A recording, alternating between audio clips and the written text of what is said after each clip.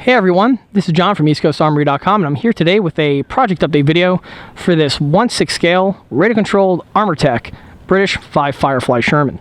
Since the last project update video, the model has progressed to the point where it is about 98% complete. We'll be going over these additions and requirements to get the tank to this condition in this video. And here's the model, now with its base coat basically completed. Just like with all of my 1/6 builds, the base coat was applied with a spray gun.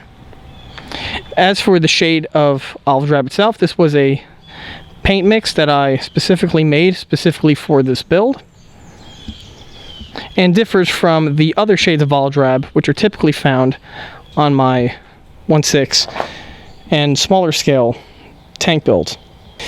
This tank here, during the painting phase, the turret was removed and it was painted separately, along with other key features, namely that of the rear box as well as the grille work. Purpose for that is that the grille requires to be painted thoroughly due to the nature and shape of the grille work, and the rear bin needs to be removed for painting so that I could get access to paint the rear wall so there's no surprises with pieces left unpainted. As for the turret itself was removed off of the tank, like I mentioned, and the turret ring was sealed off with masking tape, thus preventing any type of paint to enter into the hull. Same was also done with the area for the grille work. As for painting the turret, the Armortek turret fits literally perfectly on top of a 5-gallon bucket, in which the bucket seals off the turret ring as well as the umbilical cords which dangle from underneath the turret. With the turret sitting on top of the bucket, it also gives me plenty of access to get paint all over the turret and nice and evenly without having any nooks and crannies left over that need to be touched up a little later.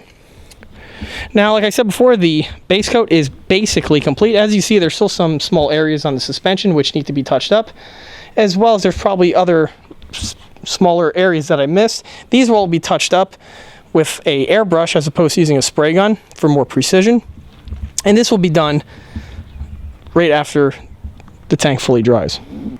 In addition to getting the hull into paint, I'm also prepping the tracks. Because the tank is radio controlled and was test driven, the tracks do need to be washed just prior to getting them into paint in order to make sure that their surfaces are nice and clean and they're free of any large clumps of dirt and debris which can be stuck onto the track during the test drives. As for cleaning the track, this is simply done with a hose, and I go up and down the track's interior and exterior threads to blast away any sort of dirt and debris that remain. Currently, the tracks have been washed and they are ready for their next step. And here's the model, now with its camouflage and markings added. As for the camouflage you see here was airbrushed onto the base olive drab that was showcased in the previous scene. The camouflage is that of a black blotch pattern, which was typical for vehicles from the summer of 1944 time period. As for the markings, they are applied with my usual format, which is that of homemade stencils. The stencils are made on my computer via Photoshop. Then each of the markings are cut out with an X-Acto knife and then applied to the vehicle via paint. Just like I mentioned on all these videos, I never use decals on 1/6 scale tank markings, as the real tanks would have had their markings applied in a similar manner with that of stenciled on and painted on markings. As for how I actually make the markings, I make my own stencils. Like, here goes an example of the actual main insignia that we have here. The markings are drawn up in Adobe Photoshop and are then printed out. I then go ahead with an X-Acto knife, cut out each of the markings, apply it to the model, and then airbrush it on. Afterwards, the marking gets discarded as they are no longer needed or do they hold up for repeated use.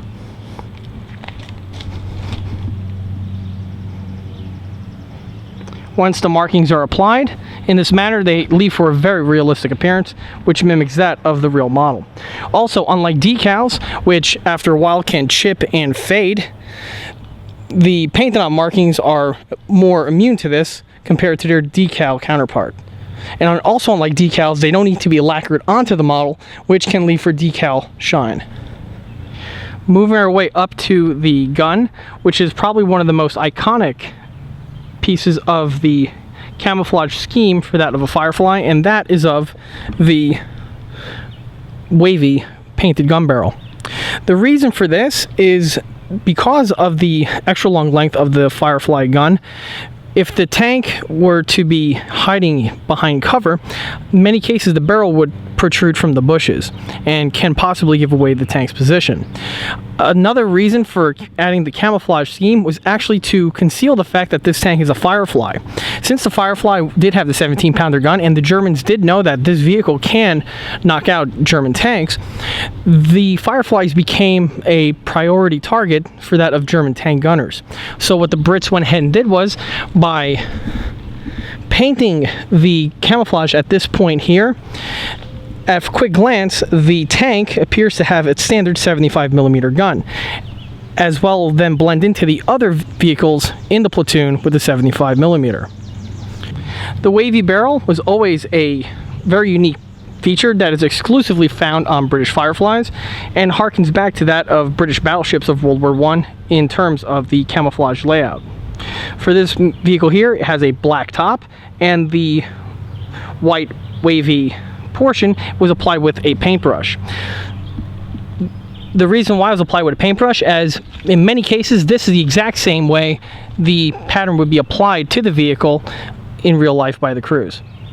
Now, it is important to point out that with the camouflage barrel, it actually does work to a decent extent in concealing the gun, so much so that you have to be careful when driving the model, also walking around the model, as you could easily hit the longer gun barrel that protrudes from the vehicle.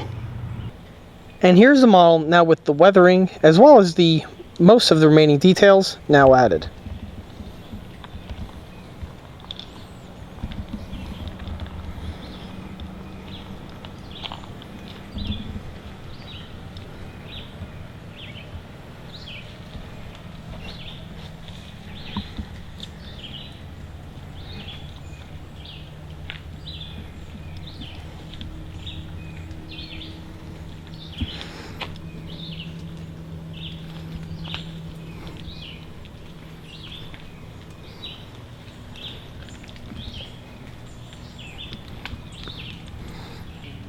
Starting with the tank's track, as you can see, the tank tracks have been painted with their base coat and have been added to the model. Now, if we can also see that there's absolutely no weathering currently found on the tracks. This is not a continuity error, as keep in mind, the tracks on this model are made out of metal, and this being a radio control tank, these tracks will be driven, and once driven, the paint will start wearing off on the surfaces, leaving for a realistic style of weathering. After a few short passes on a material like this asphalt, or even going off-road in the grassy lawn, the material on the tracks will start to chip away, leaving for not only a realistic appearance, but the more the tank is driven, the more the tracks will weather, just like on the real vehicle. Moving to the model's road wheels, as you can see, some overspray was found on the rubber tires. This is again not an issue, as after the tank makes a few passes, the paint will easily wear off of these locations here, leaving for the natural rubber to show through, which again is a great benefit for an RC tank like this. As for the other small fittings on the road wheels, namely that of the Zerk fittings and grease plugs, they have all been painted with their red highlights, which are found on all of the road wheels and the return rollers. Just like I mentioned on all these builds, the red fittings painted on the Zerk fittings also greatly helps the accuracy of the build, and not only on this 1/6 scale tank, but as well as all the other scale models found on the market, from 135 all the way up to 116. Moving our way to the rear takes us to the tow hitch. The tow hitch has been completely painted and weathered and mounted to the model. Like what was mentioned in an earlier video, the British pattern Shermans featured a unique tow hitch design, which used that of a leaf spring, with the tow hitch actually mounted to said leaf spring. This differs from the American design, which is hard mounted directly to the lower portion here of the vehicle. The unit was painted in a different color olive drab compared to the base coat of the model to help the model pop, as also this was found in field. Like I said before, this component here is a resin add-on from eastcoastarmory.com. Moving up from the tow hitch takes us to the rear bin. The sheet metal bin has been permanently mounted to the model, and it's done via fasteners as well as two small little pins. The pins on either side are chain retained as found on the real vehicle. Moving to the tank's tail lights, the tail light end caps have been added. These components are casted in clear resin and are the eastcoastarmory.com versions. The clear resin is painted on the inside, and when the tank is on and the lights are turned on, they glow at their appropriate locations. If we quickly notice, on the left-hand side of the vehicle, it is painted in red, while on the reverse side, it is blacked out. These are as per the real Sherman tanks, as well as real USAFV of the period in general. Moving our way to the front, we'll first start with the spare tracks. As you can see, the spare track links have been fitted to the spare track racks since the previous scenes. The spare track links you see in this model here are resin castings. They're actually copies of the Armortek track, which have been added purely for detail purposes only. The reason why I went ahead and utilized the resin links as opposed to the metal links is due for weight savings, as the die cast links are really not necessary for use of detail components like you see here. Also, with the use of the resin track links, it puts a lot less wear and tear on the actual track racks themselves, which are casted in resin. The tracks are fully removable and are painted and weathered in the state that you see here, and then mounted to the model. Moving our way to the headlights, just like with the taillights, the clear lenses have been added to both of the bow headlights.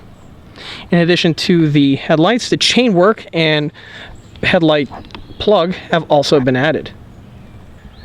Moving up from the front hull takes us to the bow hatches. The model's interior of the bow hatches have been painted and weathered. This includes both the hatch interior itself as well as the prism detailing for the periscope. Like what was mentioned before, the hatches are the ECA resin ones, and the periscopes on this model here are the ones from Armortek. The Armortek white metal versions came with the set and were a simple drop-in installation to the ECA resin units. They were simply painted in the manner you see here.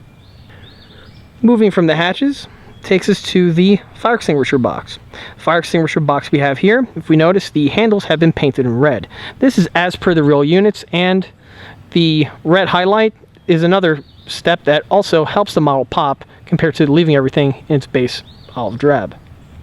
Moving from the fire extinguisher takes us to the fluid fillers. The fluid fillers have all been completed. This includes the retaining pin as well as the retention chain. The pins are included with the Armortek set and were simply used as is. The chain was added by myself.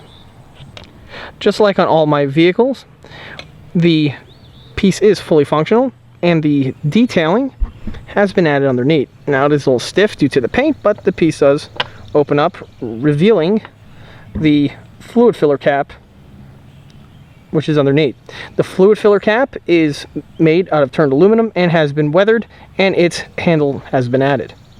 The pieces are not painted, as the aluminum components were left as is, just like they would be on the real vehicle.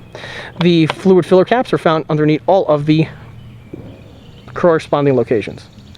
Moving our way further aft takes us to the fire extinguishers. The fire extinguishers, like was mentioned in a previous video, is a British upgrade to the Shermans and are found on either side of the hull. They are a mirror image.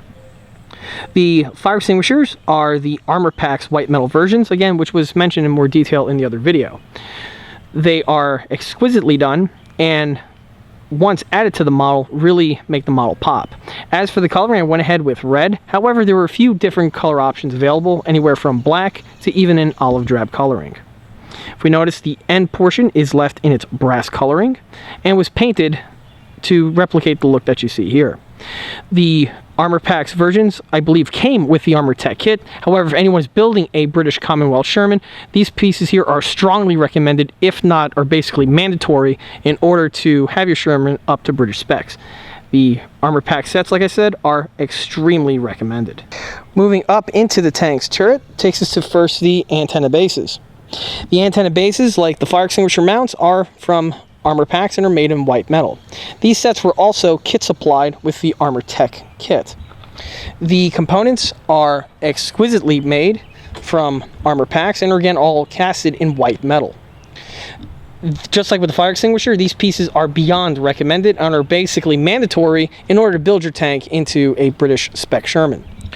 There are two options available. You have the rubberized dome, which would go into the aerial base, which would normally be for the MP48 on American Shermans, as well as the other version with the protective cage on it, which is another location, which typically would be for an extra radio on American Shermans.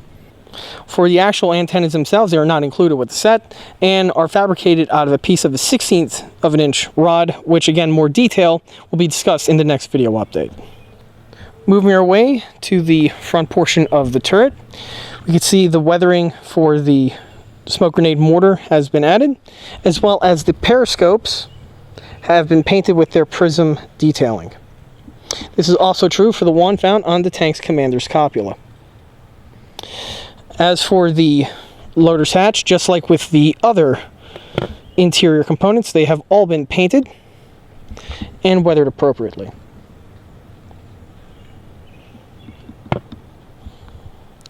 Moving on from the hatch takes us to the searchlight cover cap. This model does not feature a searchlight, so in its place, the rubberized cap is fitted in place. Just like with most other components, which are designed to cover up a certain piece of detailing, there is a piece of chain which keeps the component in short reach and prevents it from getting lost. The piece simply pops off of its mount, and on the real Sherman would be stowed in this location here, preventing it from flopping around and running around very loose. As for the piece itself, this is made from resin and is actually included with the ECA searchlight sets.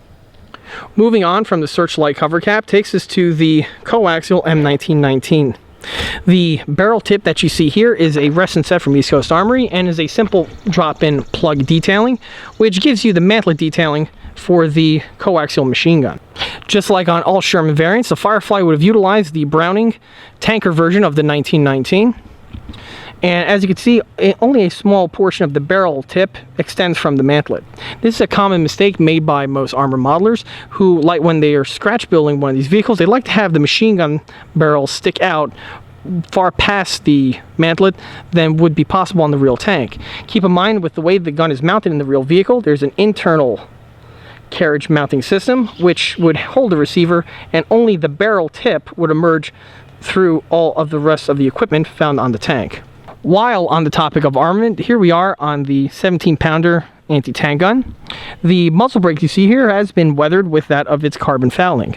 Now, if you notice, the carbon fouling is not very substantial and is only found on the ports of the actual muzzle brake. Like I mentioned in many of my videos, a common misconception and feature that's done by modelers is they tend to overweather the carbon fouling found on this component here. The carbon fouling which would build up on the muzzle brakes would not be nearly as extensive, which is found on several builds I've seen on the internet as well as even on YouTube. I've seen modelers where they've had the carbon fouling come all the way up to even this far up the gun barrel. That is just pure fiction. On the real vehicles, the carbon fouling would really just be in the port section here where all the blasts would emerge from the gun once fired. Moving away from the gun and back to the turret takes us to first the vane sight. As you see with the vane sight, I went ahead and painted this section red. This is a feature found on a few British Shermans and I've incorporated into this build.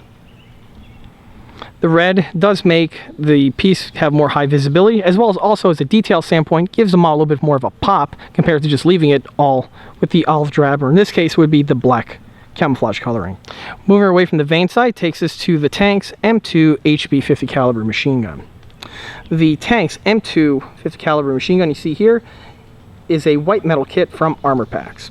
The Armortek set is all comprised out of white metal components and is an unassembled metal kit that needs to be built by the builder. Once the component is built, it builds into a very nicely detailed and rendered version of the Browning M28. I've built a few versions of this Armortek set in the past, and like I say in those other builds, the gun itself is highly recommended.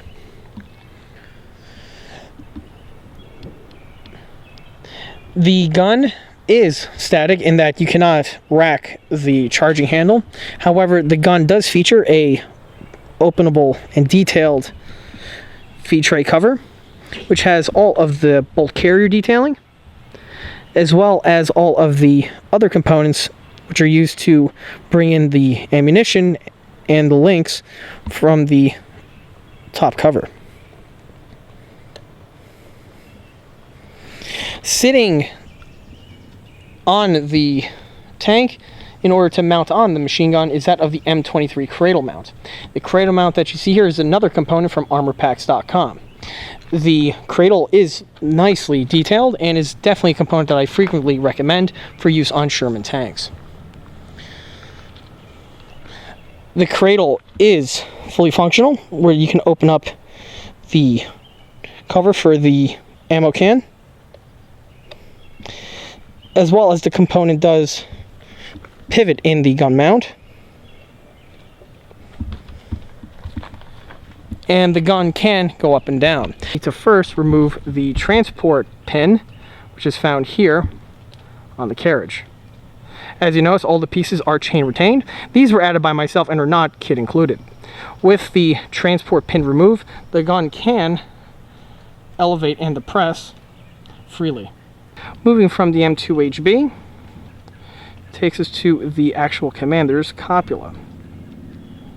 With the gun pivoted out of the way, I can now open up the hatch. Oops, there we go. With the copula open, you can see the interior painting and detailing done to the interior portion of the hatches. Just like on the other portions of the build, the periscopes have all been painted with their appropriate colors. The headrests have all been painted with their khaki color, which is the type of color which would be found on these components on the real vehicles.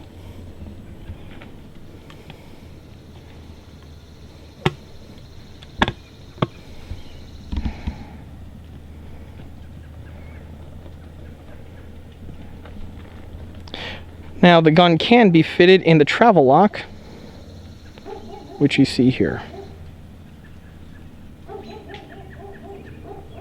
It would also help if I remove the transport pin. There we go. As you can see, the model is just about completed. Only thing left to be added is that of the antennas, the tools, and the gun cleaning staves. Once the following components are added, the model is quite literally finished. And with that, that concludes this project update video for this 1/6 scale radio-controlled Armortek British V Firefly. If you like this video, don't forget to stop by and like us on Facebook, and don't forget to check out eastcoastarmory.com for more 1/6 and 1/16 scale builds and detail components. Thanks for watching.